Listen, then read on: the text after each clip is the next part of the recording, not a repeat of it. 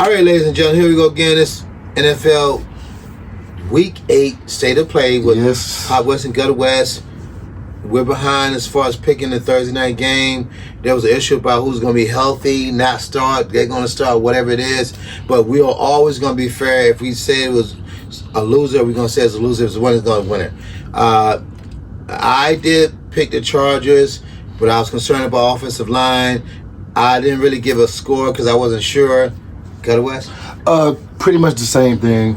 We were going with the Chargers both originally. We didn't see a blowout. We definitely didn't see that. No. But as you guys already know, 37-10, a really, really strong win for the Chargers. Brutal. And just a side note, I love those new school throwback mesh that they wore. They all special. The navy They're blue. Special. I thought that was pretty cool. I like them. They special. But you know, other than that though, it was a really good game. I mean, not a good game, but it was a good game for the Chargers. They were very dominant. Yes. Me and Dad were both concerned about the offensive line. Joe Alt came back in the lineup, which made a big difference. As you can see, he's the star lineman. Yeah. Because that one man to be around, you know, a couple, you know, 2 or 3 second and third year players and some guys that wasn't even starting, for him to make that much of a difference, it was very impressive. And for Minnesota, it comes down to what me and Dad talked about before in previous episodes. Correct. Carson Wentz is not to be trusted, and he wake up injured. Hate to say it like that, ladies and gentlemen, but that's just what it is. The man's always hurt. So for the Vikings, it's looking real murky right now because you can't trust Carson Wentz. You don't fully trust J.J. McCarthy. He ain't got enough experience. Correct. He got missed the last 4 or 5 games. Correct. Right? And it's going to be very difficult for Minnesota to move the ball and to score points with this type of offense right now, you know, with this type of quarterback play. Oh, yes. But all in all, San Diego did Los Angeles did a very good job. They played some really good defense. They played even better offense. Justin Herbert looked really good. And they came out with the win. And they did. Yeah, that's our recap for Thursday night. They did. Ladies and gentlemen. And we gonna get right to it, y'all, for week 8, man. So the first on the docket, ladies and gentlemen, we got the Miami Dolphins at the Atlanta Falcons. Now, I think that Pops will agree with me that this is another one of those tricky games. A game where you expect Atlanta to win the game, but you're just not sure. And Michael Penix Jr. unfortunately was hurt last week against San Francisco. He was. And the Falcons are being very cautious, and he's not going to play on Sunday. So that steps in for Kirk Cousins. Now, we got a Kirk Cousins that's a veteran. The man knows how to win. He can. Okay? We not going to disrespect Kirk Cousins. You know, he not no big dog in the league, but he ain't no little puppy. He is. You know, he's a very competent quarterback, and he can win you some games, and he's already won games for Atlanta already. For sure. Right? And I feel like even though I would go with the Falcons probably no matter what, with Michael Penix, with Kirk Cousins starting, is his first start of the season. You know, he got a little rust on him. Got to shake it off. Mr. Cousins, Kirk Cousins. Got to shake it off. And then you're going to get some Miami team that just does not play any good defense right now. They've given up a lot of points. They've given up a lot of yards. And I just feel like even without Michael Penix Jr., you still got all of the Atlanta weapons, and you got a competent quarterback. So I feel like The Falcons are going to pull this one out. I think it will be a close game. I think both teams are going to score some points. But ultimately, I like the Falcons in this one, and I like them 24-20. Well, we're going to call Michael Penix Jr. Do-Rag. I got that from my younger son. He called him Do-Rag. So we're going to bring that out into the atmosphere. Do-Rag, Mr. Do-Rag. Mr. Do-Rag is hurt this week. And I'm just saying. And I wasn't happy with Mr. Do-Rag last week either. Just want to make that clear. Anyway, Kirk Cousins, he's won some games in the past. He has a good skill set. He can be functional. He's a very good journeyman. He's not a championship quarterback, but he's a journeyman. He can play well. And with Michael Penix Jr. on the bench, I'm quite sure Atlanta knew what they had in Kirk Cousins. Even though Father Time is undefeated, meaning Kirk Cousins is getting older, 1 year at a time. So he's not fast as he was before, not effective as he was before, but I'm assuming he's effective enough. Right. Okay. And he has a skill set around him. He got a lot of weapons around him. Now, my question as a defense with Atlanta is always about a defense with Atlanta. So they're playing a Miami team that is depleted, like you said. They're hurt. And do we know? We already know their money man is out. But what about Waller, the tight end, the big tall tight end Waller? They got him, came in. He looked good for 3 games. Really sure. Really good for 3 games. I'm not really sure. I think he's playing, but yeah, I'm not really sure. Waddle is playing. Waddle. Yeah. A-Chain. Yeah. Okay, so Tua's going to start. He ain't got no concussions? Yeah, he's there. And they still got injuries on defense? It's really soft? They kind of look soft? Same. Yeah, the same. Okay. I mean, no one really came back that's notable. Okay.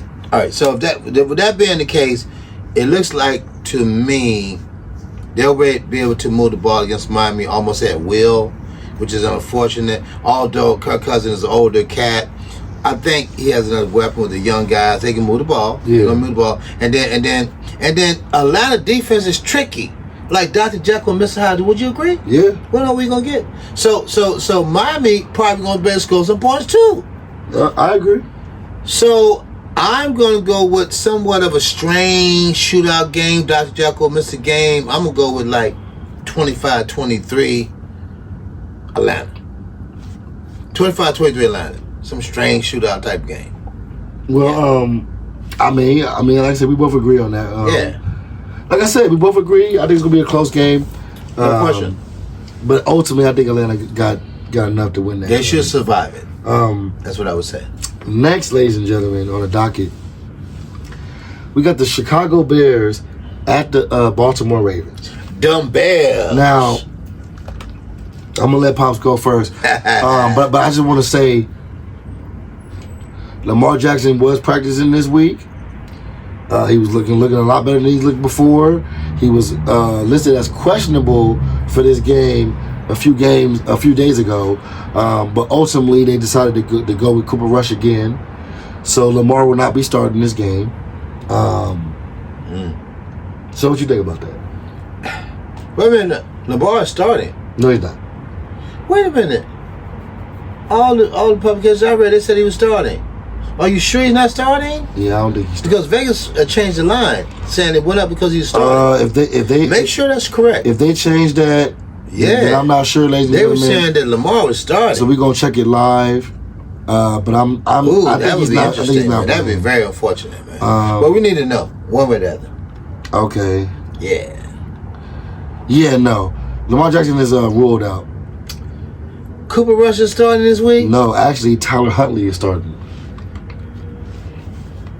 The Father Time is still undefeated. Either way. I don't even want to call this game, but I'm going to say this here.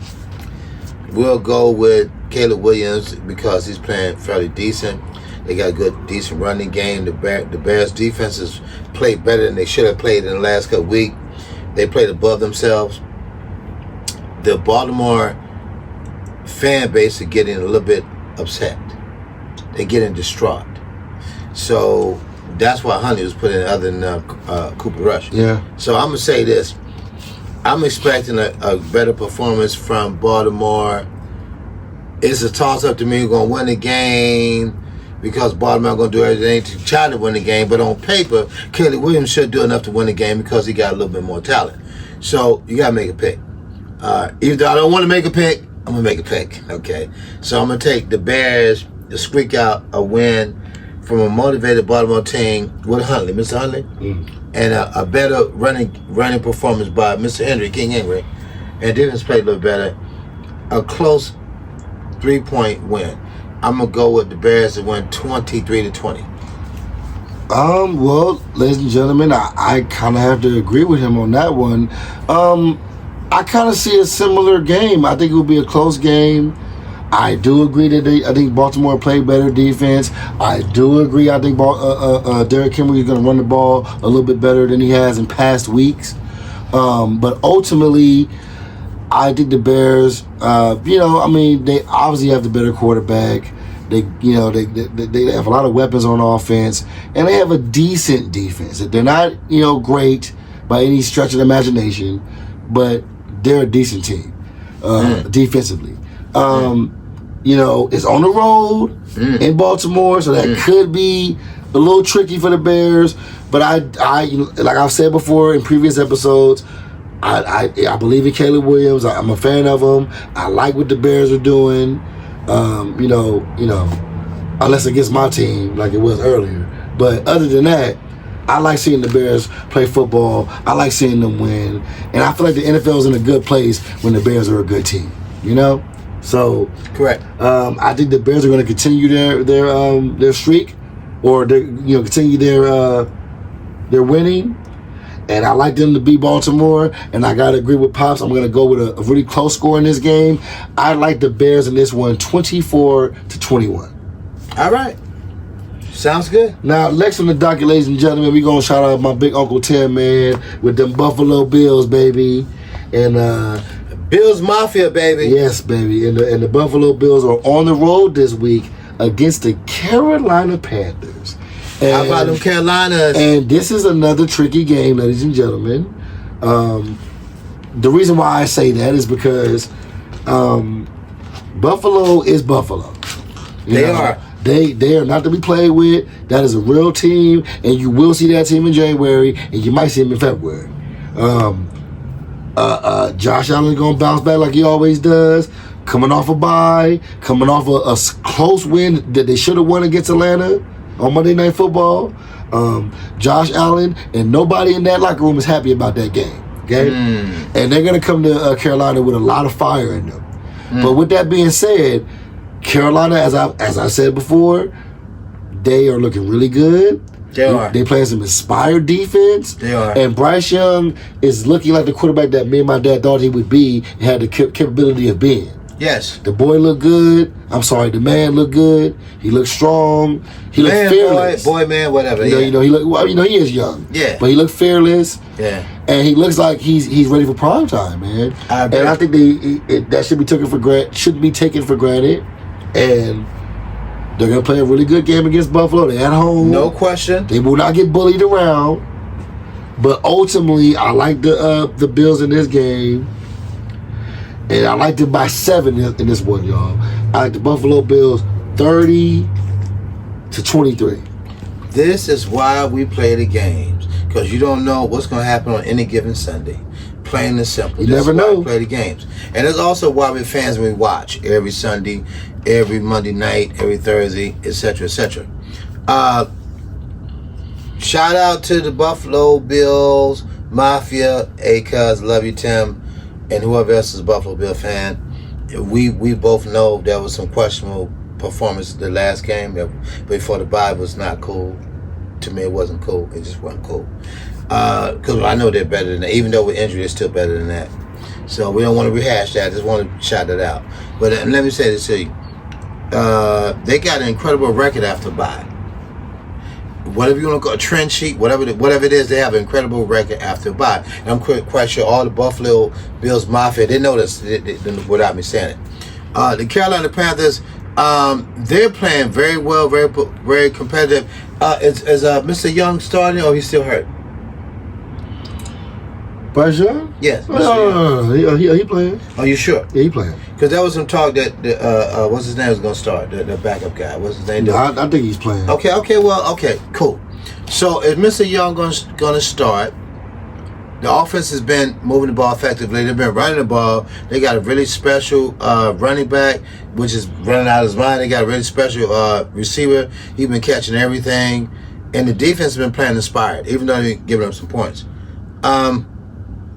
Buffalo is a perennial veteran team that can score points with a veteran quarterback, veteran coaching staff. And like I said, they got a hell of a record after a bye. But with that being said, you got to go with Josh Allen to bounce back and play a better game than Bryce Young, and now play him as far as quarterback play. And also, I'm quite sure the coaching staff of Buffalo is better than the coaching staff of the Panthers. They can call different plays without the game, well, within the game, whatever. And so we're going to find out what it is. Buffalo bounced back, take care of his business. The Panthers try to come back late in the game in the fourth quarter. Buffalo hold them off. I'm going to take Buffalo win this thing right here. I'm going to say 28-24, Buffalo. Okay. Well, we both agree on that one. And just to let you know, you are actually correct, sir. And What was that? And I was wrong. What was that? Bryce Young will be out this week, and it will be Andy Dalton starting tomorrow. Okay, I need to change my prediction then. I got it. The score? I got to change it. Yeah, because now and Andy Dalton, because of Father Time's undefeated, and he has talent. He has came in. Every time he came in, he looked good. But this is 1 year removed from that. 1 year removed. But he has played well every time he came in, and they can be consistent. We used to call him the Red Rifle. I always have a nickname. I always said it. Back in the day, I just called him Red BB Gun because he was the red water gun. Yeah. But anyway, he got red hair and all that.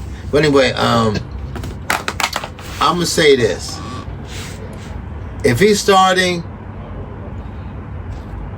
I think I really have to go with. Oh man, I had to go with my original thing. I think. What I said, 25-23? No, 28-24. You know what? Let's go with 28-21 because he's starting. That's it. Okay, you'll give him 3 more points. Yeah. Okay, all right. Interesting. Dem on the docket, ladies and gentlemen, we got the New York Jets at the Cincinnati Bengals. Now, I'm gonna be real with this one, y'all. I feel like the Jets are going to play better than they played recently. They played a little better last week, still lost. But they played a little better defense. But I'm having a real trouble right now with this offense and how they moving, man. You know, in the beginning of the season, I was very excited and hopeful for Justin Fields.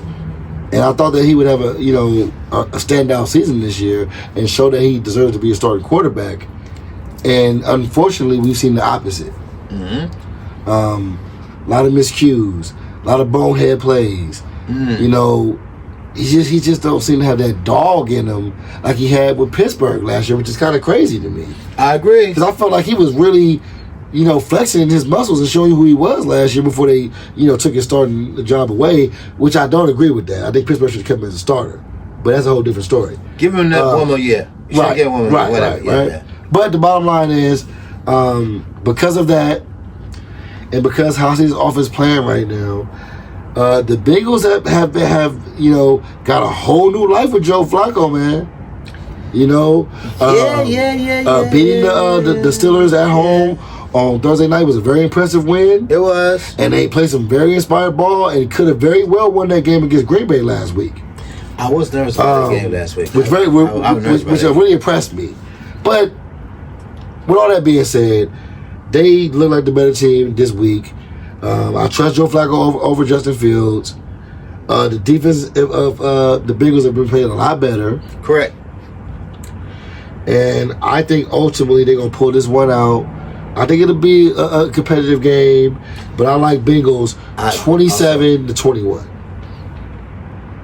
okay, I'm not going to spend a lot of time on this game. I think the Jets are very insufficient. They have a lot of injuries. I don't really respect the coaching staff. I don't know if Aaron Glenn is the right guy, but we're going to give him a shot because we need to give every brother a shot, whatever. Give him a chance. But the reality is it looks very, very questionable at best. As face value, as far as eyesight, it look bad. And the Cincinnati Bengals lost their heavy hitter, Joe Big Balls Burrows. I call him Joe Big Ball Burrows. They lost him. That's a big heavy hitter. So I'm just going to say this. Joe Flacco is playing well as a reliever, relieving other quarterbacks, starting quarterback. Every time we relieve a starting quarterback, he come in and play pretty decent. Yeah. And so I'm gonna say is even though he's older and time is undefeated father time, he seems to like defy that and still play well. So I'm gonna just say this. I expect Cincinnati to do well because of Joe Flacco. And I shit, Jesus Christ. It's just gonna be an ugly game. And I'm concerned about Cincinnati's defense, but it doesn't matter because as long as you got a quarterback that's functional to use all those weapons that Cincinnati have, that will be enough to win the game. Yeah. So I'm gonna take Cincinnati to win this game. I'm gonna say 27-17, a 10-point win. Yeah. Okay. I can definitely see that happening. Mm-hmm. Next on our docket, ladies and gentlemen, we got the San Francisco 49ers at the Houston Texans. Them Texans. What you think, big dog? Them Texans. Okay, this will be a great matchup. A great matchup if everybody was healthy. Fully healthy. Unfortunately, we got to go with what we have. So, I think Houston is more healthier, at least on the offensive side of the ball, than the 49ers. Their defense is really kind of solid, but you got a few pieces missing. But I think the defense might be almost even because some people missing. Yeah. But they both play good defense. It's about running the game. Mac Jones has played very functional. Right. So I'm just going to say this: if Christian McCaffrey is healthy and Mac Jones don't turn the ball over, I'm just gonna go with the 49ers in the upset. But I think it's upset. I think Houston they need the game more than them. They for sure need the game. They need the game, man. But here's the game. Here's the problem. They need the game. My problem is C.J. Stroud is showing me some very concerns as a third-year pro. As a rookie, he was sensational. Last year, he had half the season was good, the other half of the season it seemed like he regressed. Now we're in season 3. And my issue is, I think I talked to you about this years ago.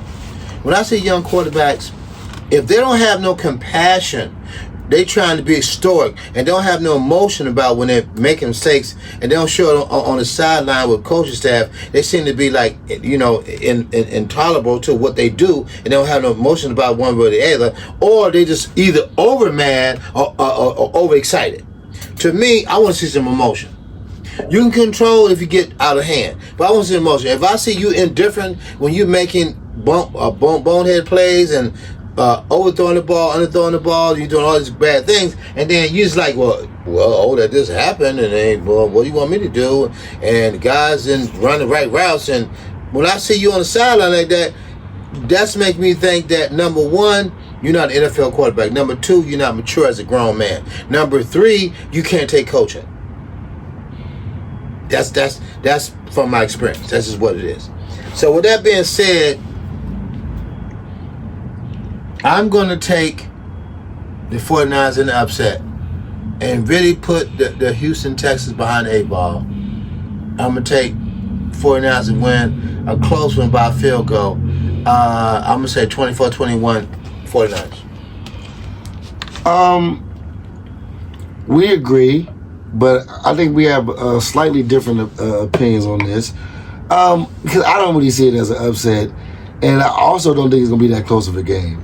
And I based that off of what I've seen against Seattle. And I'm going to be honest, guys.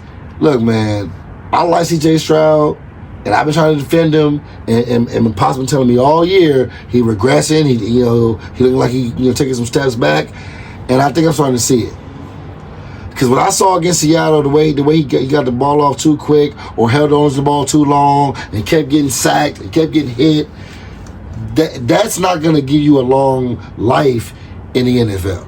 And it's very concerning. It is. But on top of that being concerning, the 49ers are the definition of the little engine that could. They are. They don't never give up. They are. And when somebody go down there pressing with another guy, it's always next man up, and that next man be serious. Great coaching staff. Great coaching, great culture of a team, and a real winning franchise that finds a way to win. You can't say a lot of teams find a way to lose. The 49ers find ways to win. But in this game in particular, I don't think they got to find no ways to win in this game.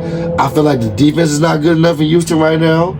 I feel like the offense is not scoring enough points in Houston right now. And ultimately, I believe that the 49ers are going to have the better game overall. I don't see it as close as Pops, but we do agree. I like the 49ers in the win. And I'm going to go with a score of 28-13. Oh, 15-point win. I think they were beating decisively. A nice, good ball weapon. Ooh, okay. Brutal.com. Next on our docket, ladies and gentlemen. Give me a second. Gotta work with the phone. Okay, so next on the docket, ladies and gentlemen, and our next game in the morning slot, we got the Cleveland Browns at the New England Patriots. Take it away, baby. I like the game. It ain't too much to be said about this. If the Browns had a legitimate quarterback that was a winning quarterback, a playoff quarterback, or a quarterback that has talent to come up and play effective and they can get the ball down the field, I would take Cleveland. Yeah. Because of their elite defense. But the reality is the better team is the Patriots. The better coach team is the Patriots. Yeah. And the Patriots have Drake May, which is playing very, very well. They're running the ball and they're playing good defense and they are at home. And I like Brable putting pressure on the starting quarterback for the Browns. Right. Is Dylan Gabriel or who's it going to be? Dylan Gabriel again. Okay, so they're going to put pressure on him. He's going to get hit a lot. And he's going to turn the ball over a couple times, throw some errant passes. And I'm going to take the Patriots to win something like, I'm going to say 28-19. Patriots. Well, ladies and gentlemen, I wish I could expound on what Papa West just told you, but I gotta agree with him again, man. Better team, better coaching, better quarterback, and it seems like the only thing that can save the Cleveland Browns will be the defense. But mind you, this ain't the Miami Dolphins of last week. They're not. Drake May is a real quarterback. He is. That young running back is a stud. They got some good. They got some good young. They might not be superstars, but they got some young, fast receivers that don't drop no balls. They do. Okay, and they got a real young, hungry defense that look real serious. The defense is playing very strong. And with all that being said, and of course, me and Dad are big fans and believe in Mike Vrabel. Vrabel is solid. I just feel like the Cleveland Browns don't have enough. Even with a really great defense, Drake May and them will keep coming at you. They are. And they got a running game. They got a good offensive line. And they're going to tire them guys out. It's going to happen. And ultimately, I think they're going to win the game as well. I don't think they're going to blow them out per se, but they're going to win this game. And I like the Patriots in this one, man, 28-17. Beautiful. I think that can happen. I don't see why it can't. Yeah, you know. Cool. So, ladies and gentlemen, for our last game in the early morning docket, we have the New York Giants at the Philadelphia Eagles. Now, sexy. Surprise, surprise, guys! I don't give a shit about the Eagles or the Giants. NFC East. But we're gonna be who we are. We're gonna keep it real, and we're gonna give you a score and a prediction. That's what it is, baby. Now, me and Pops had a conversation earlier off camera, talking about how we really, really like it when we see him from Jackson Dart. And also, not all the way, but maybe very similar to the 49ers. And what I mean by that is next man up. Yes. They lost their top two receivers, and they still slinging that ball. That's true. They ain't got no Saquon Barkley, but got some kind of a running game. And like we... Scatterboo? Yeah, Scatterboo. I'm sorry. Scatterboo. I'm sorry, Scatterboo. I had a brain. No. I'm sorry. I had a brain. Arizona State. I had a brain spark. Yeah. I forgot about Kane Scatterboo. He's a very talented young running back. Strong, I forgot powerful, about him, and I'm sorry about that. Rugged, but he's not scared. He is the running game. He ain't scared. But also, like me and Pastor have discussed in previous episodes, the defense look a lot more improved, and they look serious. They really do. Okay, now they ain't no gangbusters, but they got a potential. They solid. You add a few more pieces, they can be that. They can be a real solid defense in this league. But I digress. The Giants look very good right now, and the Eagles look very suspect. There's no question. I don't know what's going on with this team because it's not Jalen Hurts' fault. It ain't Saquon Barkley's fault. And I don't even blame the coach. I blame the guys on the field. Maybe y'all a little tired from being in the playoffs last 3-4 years and win that Super Bowl and what they call it champions fatigue. Yeah, it happens in every league, in every sports, except for my Dodgers. But that's what the point. You played too many games. That's my other point. You played too many games. But with all major sports, it happens. Yes, and I kind of feel like that's the only reason why I can explain what's going on in Philly right now. I think it's champions fatigue. I think they're a little tired. I agree. I think they're a little tired. They got some injuries at the wrong time. Yes. And it's sacrificing what the season could be. Yes. With that being said, don't panic, Philadelphia. Y'all still 5-2. Y'all still got I wouldn't say easy, but they have a winnable schedule going forward. And ultimately, I think the Giants going to play really hard, but the Giants have already beat them. And the Eagles is not going to go 0-2 in the Giants. I don't think they did this shit in like 20 years. So I got to go with the Eagles in this one. It will be a close game, ladies and gentlemen. Jackson Dart will be on fire. Jackson! He going to give y'all some fireworks. He going to give you a game worth watching. He's a firecracker. But ultimately, I'm going to go with the Eagles in this one. And I like them 31-23. I like the high score in the fair, 31-20. I do like that. I agree with you on that. I'm going to say, to me, because you heard A.B. Brown's not playing. Yeah. Okay, that's a AJ Brown. AJ Brown. So that I say AB, but AJ Brown. That's a really big loss. It is for JJ. I mean for Jalen Hurts. But I'm gonna say this. I think Philadelphia.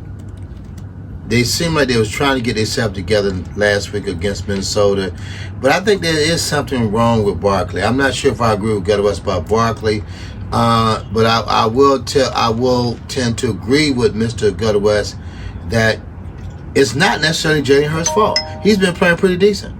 So with that being said, the quarterback play is well enough, functional enough, and follow coaching staff to be effective. AJ Brown's gonna be gone. They got what's the other receiver? Devontae Smith is starting. The tight end Dallas Garland. Right. And also that I forget the young man's name, but that second year player they got the boy, he's pretty good too. So you got firepower. They have competent receiver play. You still got firepower. So, and I think offensive line been decent. They did give us some sacks, but they've been decent. So my thing is, my problem with Philadelphia is I just think Charles Barkley.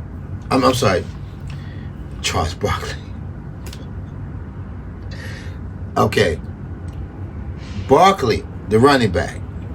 I think that he is full. He got, he won Super Bowl, came to this team.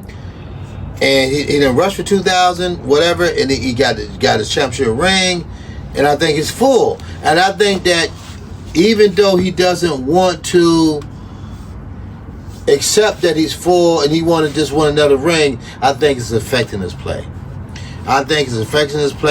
He's not cutting like he was cutting. I think he's a little bit uneven as far as his balance, the way his jump cuts and all that. I'm watching him run the ball. Yeah. And so to me, I think there's some problems with him emotionally, physically, and how he is actually responding to winning the Super Bowl. And he doesn't. And see, remember when in the preseason they said we won't want to talk about Super Bowl. We're not going to talk about we won Super Bowl. We act like we didn't know. We like it was a Super Bowl around here. No one talks about Super Bowl. That's what Jalen Hurts said. And so what I'm saying to you, that sounds good on paper, but everybody in the whole nation, whole planet know you won Super Bowl. So even though you want to act like you didn't win it, everybody knows you won it. Even if they tell you indirectly, they're going to tell you that you're the champion. So with that being said, I think it's affecting Barkley. And I think the defensive staff, they're having a problem with dealing with being a champion too. Because that defense is up and down, up and down, up and down, up and down, up and down. Very true. So I'm going to say this. The Giants are exciting. And the Giants are exciting because of Jason Dart. And Jason Dart is one of those, I call him a firecracker, to come on to the team and show that I have ability and I can move the ball and I can help us win, and motivates the defense to play better than who they are. I agree with that. See, now they're saying, well, if we play above our heads, we get the ball to Jackson Dart, we probably can win. Yeah. We can win. Yeah. So to me, that firecracker mentality, that firecracker ability from Jackson Dart is the difference in a lot of these games. Even though Denver came back and beat them last week. We'll get to that in a minute. But I'm going to say this. I think it's an upset. I think the Giants going to sweep the Philadelphia Eagles. Wow. For the first time in, I think it's probably like 10 years or since. It's going to be a while since it's been a long time. I'm going to take the Giants to sweep them. As long as the coaching staff can keep Jackson Dart even and get away from his disappointed in losing to Denver, because it's a disappointment to his ego. He's a young guy. He got to deal with that, and some people on the team too. If they can control his emotions, I can see him coming out playing very well. Philadelphia defense is a little suspect. And I can see the Giants being motivated to cause a few turnovers, and I can see them sticking out there and get a win and upset them again. So I'm going to take the Giants to take this game in an upset special. It's Papa's upset special because everybody expecting Philadelphia to win again. It's Papa's upset special. I'm going to take the Giants to win 27-24 Giants. Well, ladies and gentlemen, I didn't see that one coming, y'all. But, I mean, I respect your opinion, man. I guess we have to see on Sunday, ladies and gentlemen. All right. Well, first on our docket for our afternoon slot, guys, we got the Tampa Bay Buccaneers at the New Orleans Saints. Take it away. There's a lot of injuries on Tampa Bay. Mike Evans is out again. He's out. And then also the rookie from Ohio State, is he going to miss too or not? Not sure, but I know he's injured, though. So with that being said, New Orleans is still rebuilding, but they have talent at home. They've shown flashes. With Tampa Bay having injuries, although we all respect Baker Mayfield, he's playing like very special. His ability to bounce back and show that he has a lot in his career, and he's very, very effective at what he does, and he's a leader on the team. I think he's going to play well, but I think New Orleans probably is going to be have enough because of the injuries due to Tampa Bay. Even though Tampa Bay going to play good defense, I'm going to take New Orleans in another upset special from the Papas. This is going to be another upset special. I'm going to take the New Orleans Saints to beat Tampa Bay 25-22. Well, we have to disagree, I guess, again, ladies and gentlemen, for the second game in a row. And the way I look at it is like this. I just feel like nothing is too big for Baker Mayfield right now. And I also feel like he's already been winning the games without Mike Evans. He already won the games without Chris Godwin. He already won games without Bucky Irvin. Yeah. And they keep winning. Yeah. Now Bucky Irvin is back. They got Godwin back. Now they lose Mike Evans, which is a big piece. And the rookie. If he don't play. And that's a problem. That's a problem. But I've seen him do it without them. And my thing is, I just feel like New Orleans don't have enough. Now, it's possible. Do I think they're going to blow the Saints out? No. Will the Saints give them a way more competitive game than most of you guys would think? Yes. I agree. Will it go over the over? Maybe. Over the total? Maybe. But ultimately, I like the Buccaneers in this game, and I think they're going to pull this one out in a close one.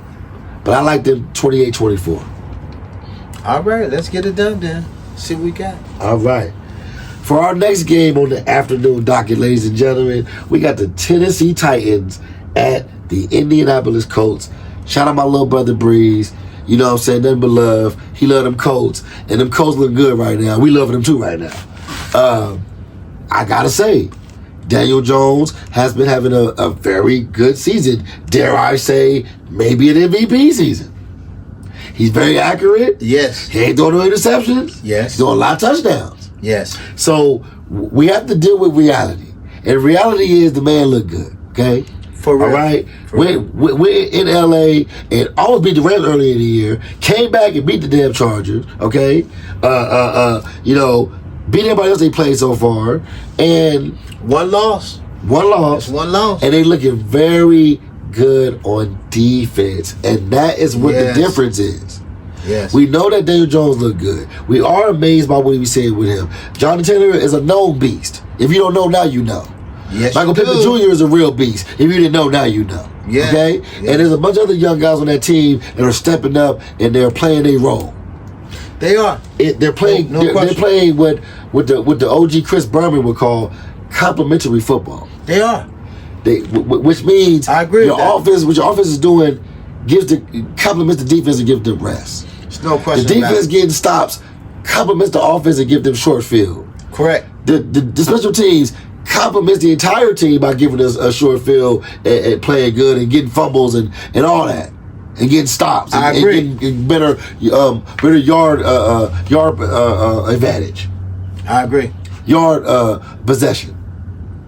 But the main thing is the coaches are being coached well. They're buying into their new culture. And that running game and that offensive line is ultimately what's getting them where they're at right now. They're giving Daniel Jones a lot of time, and they're giving John Taylor a lot of holes. And, pretty much with the holes that will be opened up for Jonathan Taylor, for the time that will be given to Daniel Jones, ultimately, they're the biggest dog in this fight. And I like them in this game in a decisive win. And I like them 31-21. Interesting. All right, so it's pretty simple to me. Cam Waters is a great quarterback. He has a potential good future. He has a few pieces around him, but not enough. The defense can't carry him. I'm not certain about the coaching staff. We'll see how that works. The Colts are having a special season. Daniel Jones is playing lights out. Mr. Jonathan Taylor is running like people owe him money. And they got a lot of pieces around Mr. Daniel Jones. And Daniel Jones is playing like this is his last opportunity, his last shot at the ring. And he want to prove that whatever money has been given to him, that he is worth that money and he can be effective. He can help a franchise win. And I respect what he's doing because I thought he was a bust. I just thought he was a bust. But Jonathan Taylor deserves a special carve-out because he's been effective since he's been in the league. And as long as he's healthy, he's a winning running back. He's an effective running back. He averages 100 yards a carry. And he's won with subpar quarterbacks, subpar coaching, people being injured. So that's what makes him better than these other running backs that's been in Indianapolis. He's won through all circumstances, which is incredible. And it would be fitting if he could get to the Super Bowl and win a Super Bowl. It would be fitting for his career. But with that being said, I don't know. We'll see how that happens. But I got to pick somebody this week. Tennessee have so many holes. They're growing. Indianapolis is on a mission right now. They're 7-1, which is incredible. 6-1, but 6-1. Still incredible. I'm going to take the Colts to really put their hands on Tennessee and beat them like 31-21. Yeah, I think we agree on that one. Mm-hmm. All right, ladies and gentlemen. And for the last game of the afternoon docket, we got the Dallas Cowboys at the Denver Broncos. How about them boys playing my boys? Now, them boys playing my boys. Now, you guys know, before we started doing this podcast, all right, here we go. And before we even, thought about doing this, we wasn't even aware that we were playing this year. We didn't even see it. We weren't thinking about it. We didn't see the schedule yet. But this is a pretty special game for us. It is. Father and son, our teams going against each other. We don't play each other that much. Mm-hmm. I'm sure we played each other before that, but the last time I can remember playing the Broncos is when we had Tony Romo and they had Peyton Manning, and it was a shootout. It was a lot of points. And I think that was in Dallas, wasn't it? It was in Dallas. It was a lot of points being scored. But that was then. It was. And this is now. And we both going to be 100% real with y'all. I see a really good game. Yes. Everybody. I think it's going to be very competitive. I think that both teams are going to play a very, very good football. I do believe that the Achilles heel of both teams is the defense. And we both are going to give up rushing yards and points. That's going to happen. Okay. But I'll be real with you guys, man. You know, for the whole week, I've been thinking that the Broncos were going to pull this thing out. Mm-hmm. And oddly enough, he is the one that convinced me to think, well, maybe we might have a more chance than I think. And I got to go with my gut. I'm not being a homer. I think the Cowboys are going to pull this game out at the end with that strong leg of our kicker and win by a field goal. And I'm going to go with the Cowboys in somewhat of an upset to win this one 30-27. Interesting. And I think it's going to go over the total too, but before I make my prediction, analyze this. I am a Denver Bronco fan for over 37 years, and I want to let my brother know I am a true Bronco fan, but I'm just more realistic than you. I don't wear rose-colored glasses. And also, my sister-in-law, Linda, I know you're a Denver Bronco fan. All you fans think, oh, you're not a true fan. You're going against them. No, it's not that. I'm a professional handicapper. I've been doing this for a long time, and I've also played football myself. I just want to make sure you know that. But anyway, the bottom line is, I would want Denver to win, and I want us to be successful. But Bo Nix is a question mark. So I know Denver Bronco fans don't want to hear, but he's a question mark. I'm sorry. And he can be a liability for us. And our defense get frustrated when he turns the ball over, or he can't move the ball down the field. Him and Sean Payton can't come to understanding, or he can't take coaching, or they can't devise an offensive game plan to move the ball down the field, and you waste my defense. My defense is a top 10 defense. I'm just letting you know that. Now, they flipped that. The Dallas Cowboys is playing lights out on offense, and it's like a well-oiled machine, and they're like scoring, moving the ball at will. But their defense is very, very soft. Very, very, very soft. Now, something got to get. So I'm going to say this. Even though Dallas have a soft defense. I'm sorry, Cowboy fans. A soft defense. Even though I have a top 10 defense, what will counteract that and make that not be an issue? Bo Nix is so questionable. He can't move the ball. He can't move the ball down the field. Sean Payton got designed little screen passes for him and run him out the pocket to pick up yardage, and then hopefully find somebody open and don't overthrow him. He's been doing that pretty regular. I'm just saying now. I'm sorry, Dallas. I'm sorry, Denver Bronco fans. You think I'm not respecting our team and going our team? But if you look at the tape, look at the film, you can look at it on YouTube after every game. You say, you know what, Papa West is right. He's right. He has been inefficient with the ball and overthrowing people and underthrowing people and undecisive. I'm saying, I'm going to say this. I think because of Bo Nix and Dak Prescott is playing like an all-pro, maybe MVP, offensively, I'm going to take Dallas Cowboys to upset us in Denver at Mile High, straight up, head to head. I'm going to take Dallas to win this game 28-27. A 1-point win with a late field goal, and Dallas winning 28-27. Or hold off Denver, and they can't come back and take the lead. Dallas 28, Denver 27. Wow. I mean, that's very interesting. I didn't see that one coming as well, ladies and gentlemen. But I think me and them both see things eye to eye, man. We watch this game very, very well, and we study it. And, you know, when you do study the game, you see things from a different point of view. And ultimately, we both agree on this one.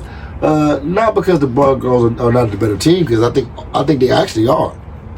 I think we played them. They played, 3 times in a row. I think they probably win 2 games. But The Cowboys got a really good offense, and I feel like the defense lacking in Denver is what's going to be the difference in this game. But we already talked about that already. So we on to the next one, ladies and gentlemen.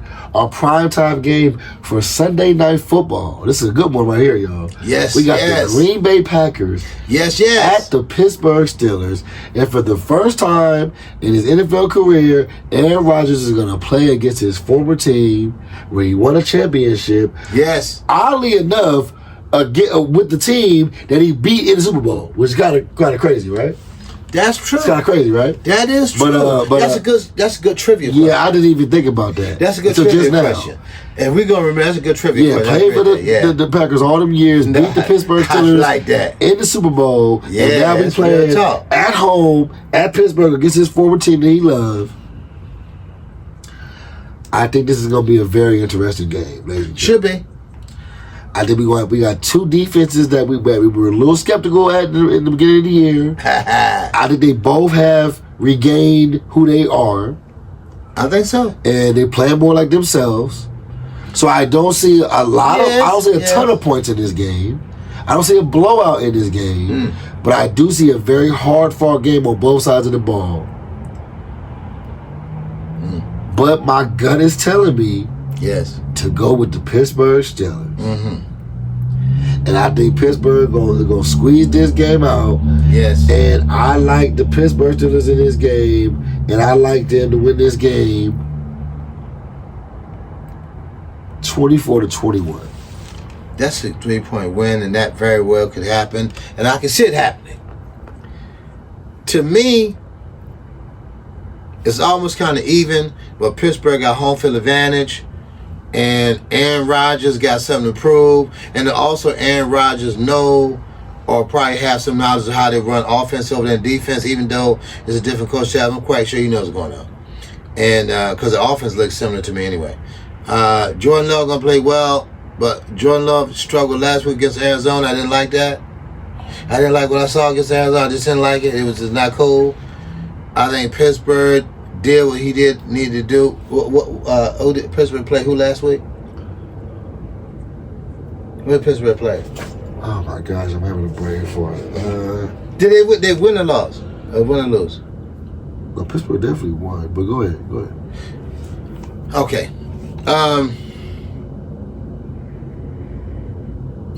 This is a mini rivalry because they might not play again. Because Pittsburgh, Aaron Rodgers might be retired. Jordan Love gonna be still playing. They lost to the Bengals last week. Okay, that's not cool. So Pittsburgh lost to the Bengals in a divisional game, which was crazy. And I'm going to say the defense is still a question mark for Pittsburgh. GuttaWest said they had played up to form, but they having some problems. I'm talking about the defense. They have laps. Mike Thomas trying to get. But who did they lose for the rest of the season? Was it? I'm not sure. It was okay. Well, anyway, they got somebody lost on defense, pretty questionable. That's very important. That's affecting the defense. I'm gonna say this because of the defense. It's gonna be a closer game than I think it should be. But I think Aaron Rodgers is gonna show out. He got enough pieces to show out, and Mike Thompson gonna make sure he can do everything he can. He got to blitz every down to make him show out. So I'm gonna take Pittsburgh also to show out and overcome what is going on. Let's say Pittsburgh will win, let's say 27-23. And last on our docket, ladies and gentlemen, for Week 8 for Monday Night Football, ladies and gentlemen, we got the Washington Commanders coming on the road to play the Kansas City Chiefs. All right. And this is another one of those disappointing games because on paper, with everybody healthy, Jaden Daniels, his first time playing Mahomes in Kansas City, prime time, but unfortunately, Jaden's not starting. There you go. We got Marcus Mariota. As you guys might know, the Commanders played the Cowboys last week, and he did re-injure his hamstring in the third quarter. Unfortunately. And he will be out for at least this game and the next. Yes. So at least 2 weeks. Yes. With that being said, ladies and gentlemen, I wish I could give you this big, deep dive, but to be honest with you, the defense hasn't been that inspiring this year in Washington, and the offense is what they're hanging their hat on. And without Jaden Daniels, there's no hat to hang. Okay? So, I look at this as Marcus Mariota is a capable quarterback. He's won in this league, won playoff games in this league. The man ain't a scrub. Okay? Yes. But Marcus Mariota is not starter for a reason. He no longer has that starter ability. And ultimately in this game, I feel like they'll play some decent ball, but I kind of feel like it's going to get away from them in the fourth quarter. And I got to go with the Kansas City Chiefs in this one, Pops. And I think it'll be a pretty good win for Kansas City. And I like to win this game 34-23. That sounds interesting. That sounds like a 11-point win. If J.D. Daniels is playing, this would be a very electrifying competition matchup. I think it would be very, very interesting. Must see TV. I really think so, because he wanted to match himself up against Patrick Mahomes. I think he does. Of course. So he died not to be out there. Yeah. Now I'm gonna say this. Mariota has shown flashes. He has ability, but 5 times is undefeated. And the last time he came out and played for him, they showed us that, yeah, Mariota, you're not the Mariota that we know and love back in the day. You played well last season when you came and performed, but this season it showed us the 5 times undefeated, you lost a step. Yeah. You're a little bit slow with reacting as far as reading defense. You're a little bit slow with reacting as far as running out the ball, running out the pocket, picking up first downs. And the defense is very questionable at best. So, with that being said, I think Mario would make a better representation of himself this week on Monday night. I think defense will play a little bit better. But ultimately, Kansas City is locked and loaded. They got Rice back, Worthy back, Hunt, Pacheco, and you got, of course, Travis. Yeah. And you got the Magic Man, Patrick Mahomes, with one of the greatest head coaches to call plays within a game plan, within game time, in real time. This man is basically, we're going to be studying him for years to come. All right, ladies and gentlemen, this was Week 8 State of Play NFL. Yes, sir. Ep.8, and we're going to try to stay on top of it as much as we can, as be effective due to scheduling situations. But with that being said, it's family, food, and fun. Another week in the NFL. Let's enjoy it and have fun with our family and friends. And we want to get a toast to everyone to know that football is like family, life, and fun. So, to the NFL Week 8, let's have fun and enjoy the games.